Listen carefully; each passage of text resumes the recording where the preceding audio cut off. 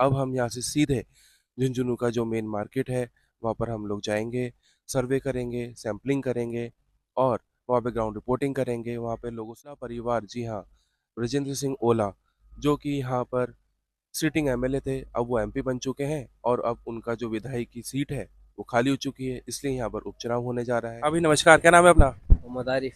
मोहम्मद आरिफ, यहीं के रहने वाले हैं? सीकर के रहने वाले। ये तो पता है कि यहाँ पे चुनाव चल रहे हैं। इसके कार्यकर्ता हैं और कांग्रेस के जो समर्थन में लोग हैं वो ये कहते हैं कि भामबू जी अगर बन भी गए तो जो मेन समस्या है, चाहे पानी की समस्या हो, सड़क की समस्या हो, वो उनके बस की बात नहीं है। राजनीति है, देखो क्या किस किस ऊट करवट बैठता है, किस और पता चलेगा। अभी जनता का रुझान है वो गुडाई तरफ जा सकता है कि लोग कह रहे हैं कि बदलाव चाहिए, हमको बदलाव की जरूरत है। और ब्रिज है, इसके पिलर खड़े हैं आज कई सालों से, उस पर कुछ भी नहीं हुआ है। एक गुड़ा मोड़ का तब भी टेंडर हो गया था, अब दोबारा टेंडर हुआ है, उस पर भी कुछ नहीं हुआ। जैसा कि आप जानते हैं कि अभी राजस्थान के अंदर उपचुनाव चल रहे हैं और हम झुंझुनू सीट पे खड़े हैं, आपका क्या कहना है उसके ऊपर, किसकी लहर चल रही है?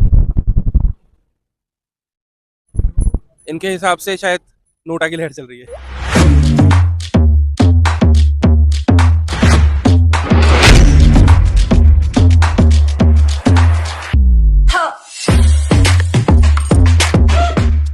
दोस्तों, वेदांत सक्सेना नाम है हमारा और आप देखना शुरू कर चुके हैं वक्त क्या न्यूज़ चैनल। दोस्तों, वक्त क्या न्यूज़ एंड मीडिया नेटवर्क का जो चुनावी रण है वो अब झुंझुनू की ओर अग्रसर है।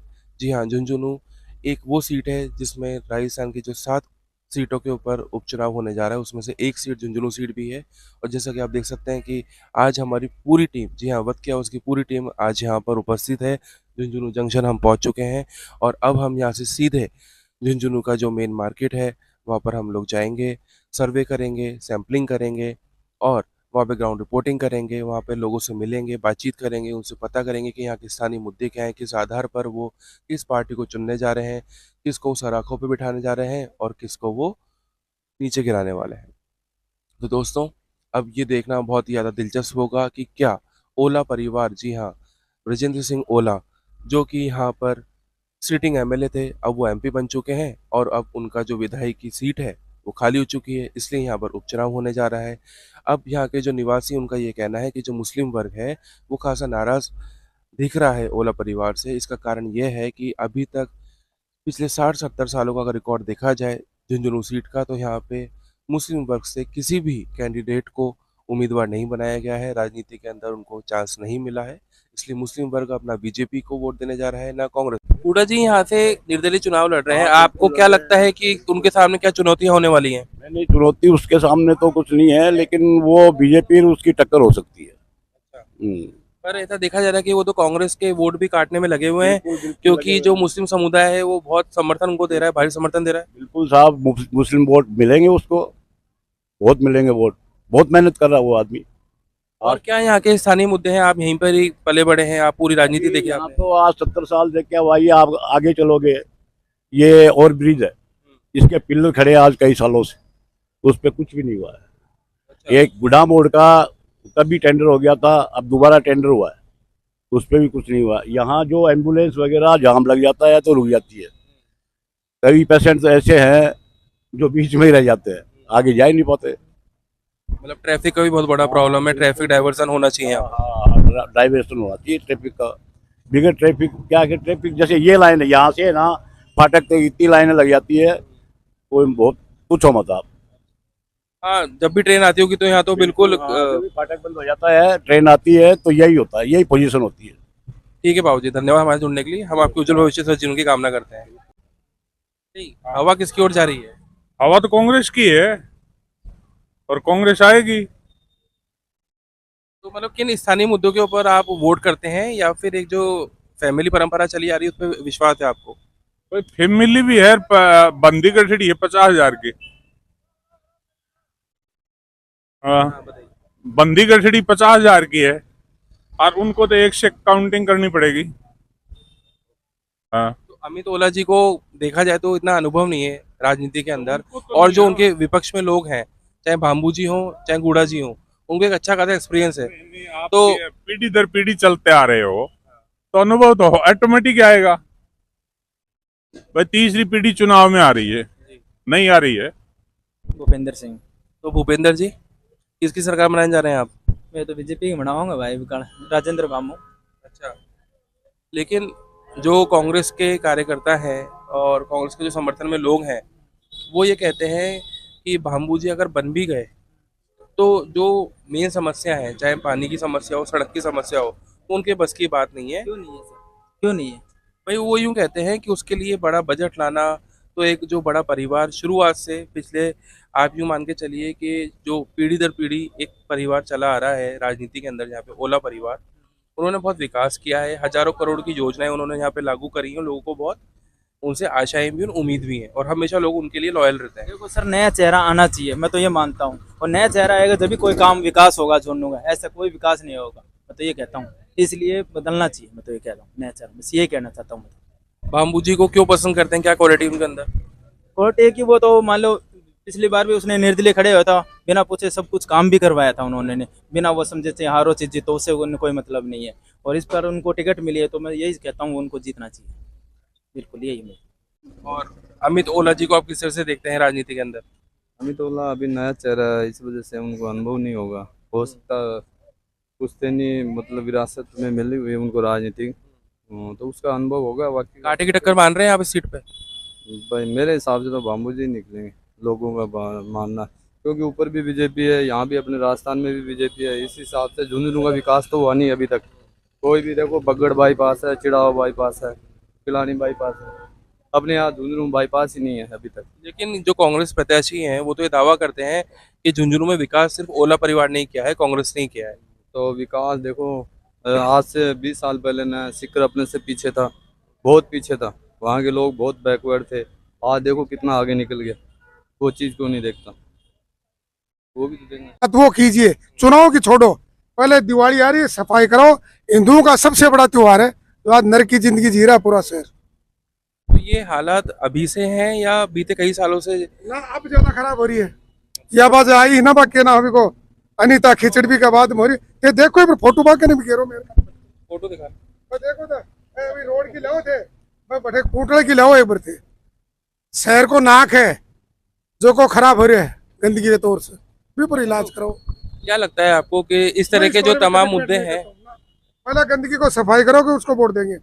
चलिए ठीक है बाबूजी, बिल्कुल हम छापेंगे और आपकी बात जो है सरकार तक। छापोगे, आप ये छापो कि गंदगी का जगह जगह गंदगी का ढेर देखो, इसकी सफाई करो, मॉनिटरिंग करो। रात को ये जो कि रोड लाइट है एक नहीं चस रही है, फिर आप कहोगे इसको वोट दे देंगे। शिकायत करी है आपने नगर निगम में, नगर विकास में? वहाँ भी कोई सुनाई नहीं है। क्या कुछ कहा उन्होंने आपको? उन्होंने कहा आपकी समस्या का समाधान हो गया, कोई समाधान नहीं हो आज तक। अब देख लो ना गंदगी का ढेर, बंदगा बालाजी झुंझुनू जिला में कितना बड़ा है, उसके आगे डिवाइडर देखो, जगह जगह से डिवाइडर टूट रहे हैं, भाटा गिर रहे हैं, कोई नमस्कार बाबूजी, क्या नाम है अपना? ओम प्रकाश। ओम प्रकाश जी, क्या लगता है आपको अब कि अभी किसकी लहर चल रही है? अब तो साहब भामू की लहर चल रही है अच्छा, झुंझुनू में, तो बीजेपी। क्या कारण है? अब वो आदमी बढ़िया है, उसका छवि बढ़िया है, अच्छा, इसलिए किस तरह से आप उनको एक बढ़िया नेता के रूप में देख रहे हैं? समाज सेवी आदमी है हमारे, टीबड़ा कॉलेज के पास है, उनका रहन सहन। कुछ काम कराया उन्होंने? हाँ, काम पर्सनल काम करवाया था, बच्चों के लिए खेल का ग्राउंड वगैरह, रोड, सामाजिक कार्य जैसे सैनिक समाज है, नाई समाज है, उनकी मीटिंग है, जैसे रिटायर फौजी है उनके लिए किया था। झुंझुनू के विकास में उनका क्या योगदान रहने वाला है अगर वो विधानसभा जाते हैं तो? फुल योगदान है साहब, सुनते हैं हम तो समाज से कि उसने 1 करोड़ रुपए राम मंदिर भी भेजे थे, सामाजिक आदमी, समाज के लिए अच्छा है उसका। और एक हिंदुत्व का चेहरा है भजन लाल जी, अभी उनके चुनाव अभियान में आए थे, तो क्या आपको क्या लगता है कि भजन लाल जी के आने के बाद में चुनाव में कितना फर्क आने वाला है? बहुत फर्क आने वाला है। बबलू वगैरह सब जो एंटी पार्टी से खिलाफ थे ना, वो सब इनके फेवर में आ गए। आप मानते थे कि भाई जो बबलू चौधरी जी वो नाराज थे भामू जी से और पार्टी से, और भजन लाल जी को बनाने में कामयाब हो गए? हाँ, डॉक्टर वो कमल भी था बीजेपी का अलग, वो उनके साथ हो गए। मतलब अब जो गुटबाजी है वो अब देखने को नहीं मिलेगी? वो नहीं मिलेगी साहब। बूढ़ा जी के लिए क्या कहना चाहेंगे आप? गुडा जी के थोड़ा है भाई, वो रहेंगे अलग, वो थोड़ी मोमनस सूरत ज्यादा है, क्या ज्यादा है? मोमनस सूरत ज्यादा उसके साथ। कोई कुछ वोट तो लेंगे ही, आए हैं उदयपुर से, तो यहाँ झुंझुनू में उसका है दबदबा, समाज, बहुत सामाजिक सेवा काम। क्योंकि वो पूर्व राज्य मंत्री रहे हैं, ग्रामीण विकास मंत्री रहे हैं, पंचायती राज मंत्री रहे हैं, तो अगर पब्लिक उनको चुनती है तो उनके पास एक अच्छा खासा अनुभव है जो कि अमित ओला जी के पास नहीं है। तो क्या आपको लगता है कि वो ज्यादा जो वोट है वो काटने में कामयाब रहेंगे? वो खानदानी है इनके, तो फर्क तो पड़ता ही है। पीढ़ियों से राजनीतिक चल रही है अमीर जी। परिवारवाद के तमाम आरोप उनके ऊपर लगते आ रहे हैं, किस तरह से देखते हैं आप इसको? इससे क्या क्या है, देखो अभी इस टाइम तो बीजेपी का ही माहौल चल रहा था, उसके खिलाफ है लोग थोड़ा सा, वो खानदानी परंपरा के हिसाब से, और कोई उनका विरोध नहीं है, नया चेहरा है वो भी एक। अभी झुंझुनू सीट पे विधानसभा उपचुनाव चल रहे हैं, किसकी लहर चल रही है, कुछ बताइए। पूछो भाई जी।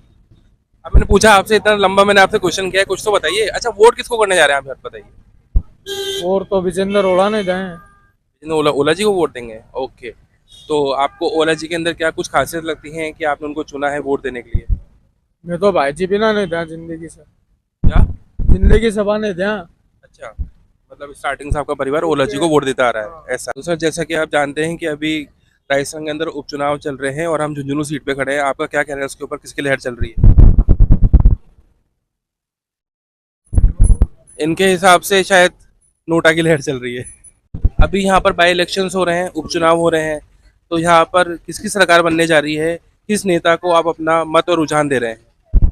सर अभी तो मुश्किल काम चल रहा है सबका ही, राजनीति है। देखो क्या किस किस ऊट करवट बैठता है किस और, पता चलेगा। अभी जनता का रुझान है वो गुडाई तरफ जा सकता है, कि लोग कह रहे हैं कि बदलाव चाहिए, हमको बदलाव की जरूरत है, या बीजेपी की तरफ जाएंगे, क्योंकि बबलू सिंह तो खड़े हुए नहीं, बैठ गए, वो चुनाव लड़ने नहीं है। तो अब देखो जनता क्या करती है। क्या कुछ स्थानीय मुद्दे हैं यहाँ के जो लोगों को एड्रेस करने चाहिए और उस हिसाब से अपना नेता चुनना चाहिए? देखो जनता को मतलब ये है, पहले तो सबसे पहली बात ये है कि पहले तो ये देखना चाहिए, कैंडिडेट को देखना चाहिए, उम्मीदवार को देखना चाहिए कि कौन सा अच्छा है, समझ गए। फिर देखो अभी कोई पत्ते नहीं खुल रहे हैं, चुनाव के कोई पत्ते नहीं खुल रहे हैं, पत्ते जाकर के 5 या 6 तारीख को खुलेंगे, ठीक है। जैसे बबलू चौधरी पहले पहले तो मतलब पिछले संडे को क्या बोल रहे थे मीटिंग के दौरान, मतलब इतने गहन शब्द अब शब्द भी बोले थे उन्होंने, और वो बैठ करके और बीजेपी में वापस मतलब समर्थन दे दिया। उधर गुड्डा है, तो गुड्डे के साथ में भी क्या हो रहे हैं, मोमडन से वो वोट देने के लिए सहमत हो रहे हैं। तो ये तो अभी तो क्लियर तो हो नहीं पा रहा है कि भाई वोट किसको देना है। 5 या 6 तारीख को पता चलेगा कि देखो कौन सी पार्टी इसमें भारी हो रही है। आपका मत और रुझान किधर जा रहा है? देखो अभी हम कुछ नहीं कह सकते हैं, अभी हमने भी कोई चयन नहीं किया। अभी जिस हिसाब से हवा चल रही है, ग्राउंड रिपोर्ट आपने देखा होगा, अभी इस समय कोई भी हवा नहीं है, ऐसा है। लोग बोल रहे हैं कुछ है, वोट कहाँ देंगे। अभी नमस्कार, क्या नाम है अपना? मोहम्मद आरिफ। मोहम्मद आरिफ, यहीं के रहने वाले हैं? सीकर के रहने वाले। ये तो पता है कि यहाँ पे चुनाव चल रहे हैं, राजेंद्र सिंह हुड्डा को जानते होंगे आप, और वो अल्पसंख्यक जो समुदाय है, खासकर मुस्लिम वर्ग जिससे आप आते हैं, आज वो उनके साथ कंधे से कंधा मिला के खड़े हैं। क्या कुछ कहना चाहेंगे उनके लिए आप? उनके लिए क्या बोलूं, हुड्डा जी कैसे लगते हैं? हुड्डा जी कैसे लगते हैं आप? अच्छे इंसान है, अच्छे क्यों क्यों लगते हैं अच्छे? काम करते हैं, किस तरह के उन्होंने काम करा है? की सेवा करते हैं, किस तरह की सेवा करते हैं? जरूरत होती हो तो वहाँ पे खड़े होते हैं, जिस सही के लिए सही है, गलत के लिए गलत है। तो आप क्या चाहते हैं कि कौन कैंडिडेट विधानसभा के अंदर जाए और जीत के आए? यहाँ पर 3 लोग खड़े हैं तो पता है ना, राजेंद्र सिंह बाबू बीजेपी से, अमित ओला जी कांग्रेस से और हुड्डा जी निर्दलीय। तो आप किसको अपना मत देना चाहेंगे? हुड्डा जी। हुड्डा जी। हाँ भाई, क्या तुम्हारी उम्र क्या है? 15 साल। 15 साल। तो तुम्हारे लिए ये क्वेश्चन तो थोड़ा वो हो गया है ना, 18 साल के बच्चे ही वोट दे सकते हैं। चलो फिर भी बता दो, हुड्डा जी का नाम सुना है, हाँ। कैसे लगते हैं? अच्छा लगते हैं, क्यों? अपने संस्कारों से। संस्कारों से? वाह यार, तो कुछ बताओ उनके, आपको उनके क्या संस्कार अच्छे लगे, व्यक्तिगत रूप से वो लोगों को क्यों पसंद आते हैं, खासकर जो अल्पसंख्यक समुदाय है वो क्यों पसंद करता है उनको, मुस्लिम वर्ग? वो लोगों की सेवा भी करते हैं, इसलिए सेवा पानी करते हैं। नमस्कार, क्या नाम है अपना? सुनील शर्मा। आप यहीं के रहने वाले हैं, झुंझुनू के? तो आप जानते हैं कि भाई यहाँ पे चुनावी अभियान जो है वो जोर शोर से चल रहा है, वो चरम पे चल रहा है। क्या लगता है आपको कि कौन कैंडिडेट विधानसभा जाएगा? साहब डोडा हुड्डा जी। हुड्डा जी को क्यों पसंद करते हैं? वो अच्छा काम करवाते हैं, वो देश का सुधार भी करते हैं, कई जरा अच्छा काम भी करवाया है, और वगैरह वगैरह। ये मतलब देश में जो अपने सुधार भी तरह है, जैसे नगर परिषद में, क्षेत्र में, जैसे समाज में कोई भी मतलब ब्याह शादियों में हर हाल होता है। क्या लगता है आपको कि गुडा जी कितने अंतर से जीतेंगे अगर आप माना जाए कि भाई अंदाजा 2.5-3 लाख के वोटों से जीत है। 3 लाख वोट से? धन्यवाद। क्योंकि हमारा जो दादा परदादा जो नहीं होते कि वह हैं कांग्रेस के आदमी, और विजेंद्र कौन है, कांग्रेस के आदमी खड़े हुए हैं। तो मतलब आप कैंडिडेट देख के वोट नहीं दे रहे, आप पार्टी देख के वोट दे रहे हैं कि भाई हमारे दादा परदादा कांग्रेस को वोट देते आ रहे हैं। मेरी बात सुनो, इगली बार हम देंगे राजेंद्र भामू को वोट, इगली बार हम देंगे राजेंद्र भामू को वोट। अच्छा, क्योंकि जो पीढ़ी गई ना वो से कोई मतलब नहीं है। अब आने वाली जो पीढ़ी नहीं है क्या, वो आपके लिए सुविधा करने की कोशिश करना चाहती है, इसलिए हम वोट देंगे राजेंद्र भामू को। हमारा खुद का वोट है 11 वोट करता, तो हम राजेंद्र भामू को ही वोट। अच्छा, इस बार आप चेंज चाहते हैं? हाँ? जो पीढ़ी गई वो तो यार दादा पर दादा चल गए, वो तो देते हुए। अब इंसान को नई नई सोच तो होनी चाहिए ना। आइए इधर आइए, इधर आइए, कोई बात नहीं, आइए। और हाँ, क्यों हमारी समाज पार्टी ने कौन दिए वो टिकट, सही है गलत? कौन से समाज से आते हैं आप? मुसलमान है। अच्छा, मुसलमान है, लेकिन हमारी पार्टी ने वो टिकट कौन दी? मैं दूंगे ननवीन गुड्डा ने, और कोई भी हो मैं दूंगा, मैं पार्टी का आदमी है, पार्टी ने दूंगा। क्या लगता है आपको कि आप, अब जैसा आपने बताया कि आप मुस्लिम वर्ग से आते हैं और मुस्लिम वर्ग जो है वो गुडा जी की ओर जा रहा है, तो क्या कुछ ऐसी समस्या है कि आपको लगा कि भाई ये दोनों बड़ी पार्टी आपकी समस्या का हल नहीं कर सकती, गुडा जी कर सकते हैं? बात सुनो, वो मेरा सभापति का काम आया, मैं जो सभापति है भी कभी काम आया वो, हाँ, और भी के बाद में भी कोई भी चीज़ है आप या देखा बहुत चीज़ है यहाँ, बहुत चीज़ है यहाँ, सही है गलत? क्यों आप यहाँ देखा वो फाइनल वो फलाना हुआ